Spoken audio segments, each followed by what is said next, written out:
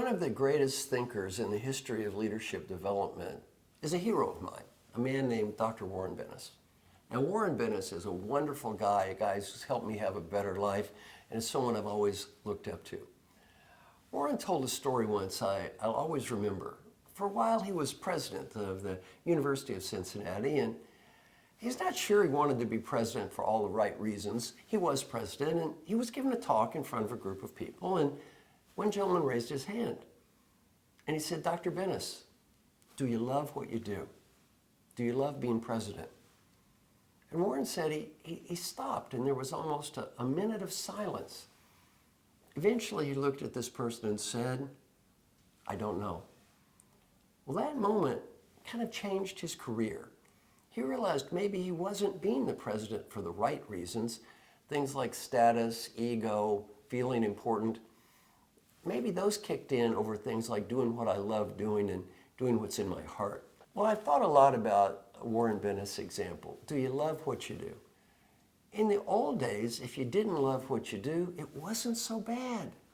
For example, in 1979, IBM was my biggest customer. IBM was the most admired company in the world. They were the God company. In 1979, I could go to Armonk, New York, shoot a cannonball down the hall at 5 o'clock and hit almost nobody. These people worked 35, 40 hours a week, and they took 5 weeks of real vacation.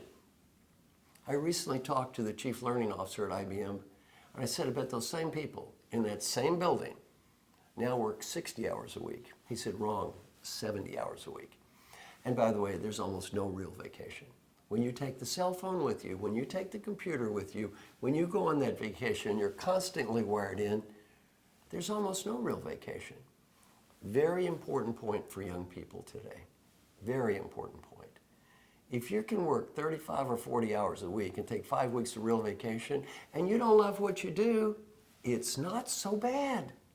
It's not so bad. Kind of like a half-time job anyway. If you're working 70 hours a week and you get no weeks of real vacation and you do not love what you do, you're living in a bad place called New Age professional hell. And too many people are living there today. Very important challenge for people at all ages, especially young people.